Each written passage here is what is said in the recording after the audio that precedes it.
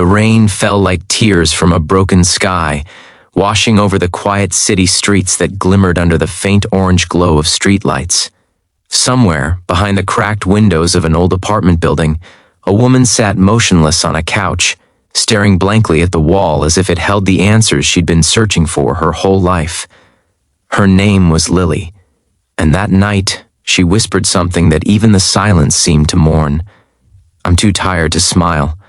If you believe in kindness, second chances, and the power of one person to change another's life, please take a moment to like, comment, share, and subscribe to our channel.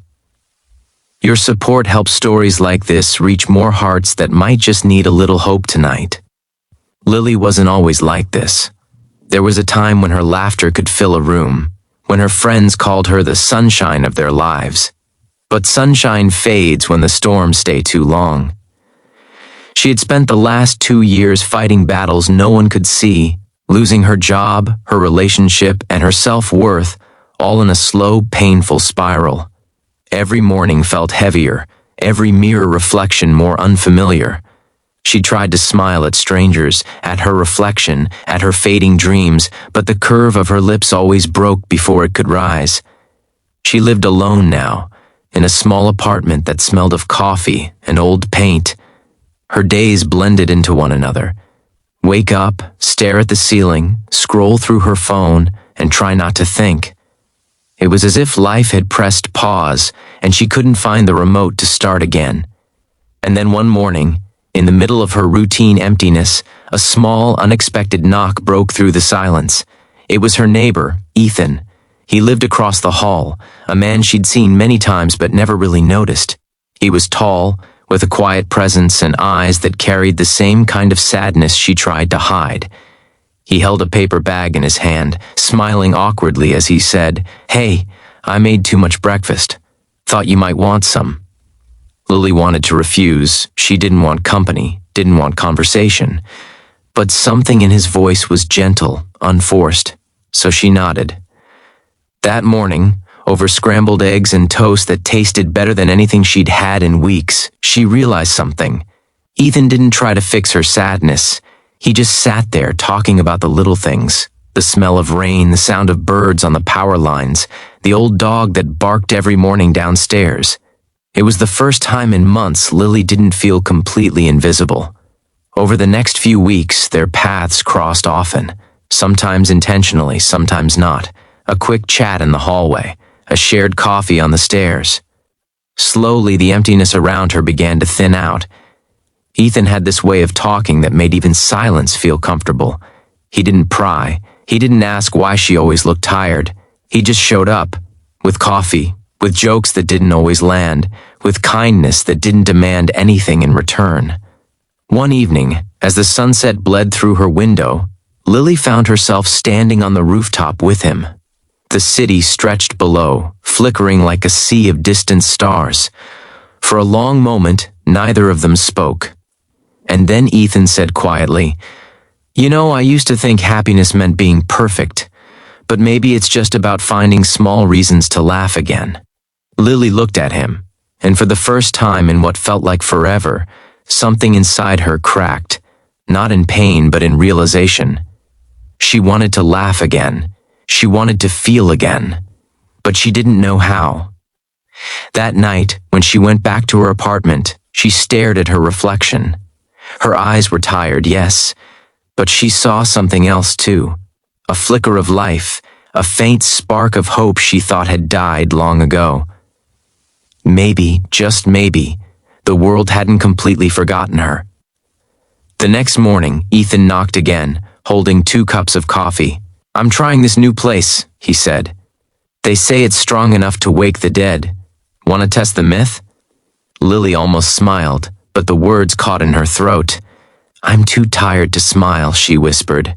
For a moment, Ethan just looked at her, really looked, and then said softly, "Then I'll keep showing up until you're not." Something about that broke her, not in sorrow, but in gratitude. It had been so long since anyone cared enough to stay. From that day forward, their small moments became the thread that slowly stitched her back together. He invited her for morning walks even when she said no. He told terrible jokes that made her roll her eyes but secretly warmed her heart. When she cried one night, confessing how lost she felt, he didn't tell her to stop. He just sat there, silently holding her hand, letting her tears fall without shame. Days turned into weeks, and weeks into months. Lily began painting again, something she hadn't done since her college days. Ethan would watch from the couch, sipping coffee, pretending not to notice the light slowly returning to her face. One afternoon, while she was lost in her brushstrokes, he said, "You know, you look different when you're doing what you love." She laughed quietly. "Yeah? Maybe I just needed a better audience." But the truth was, it wasn't just him, it was her. For the first time, she was allowing herself to heal. Ethan had simply shown her what she had forgotten, that brokenness isn't the end. It's just a place to rest before you start again. Still, life has a way of testing what it rebuilds.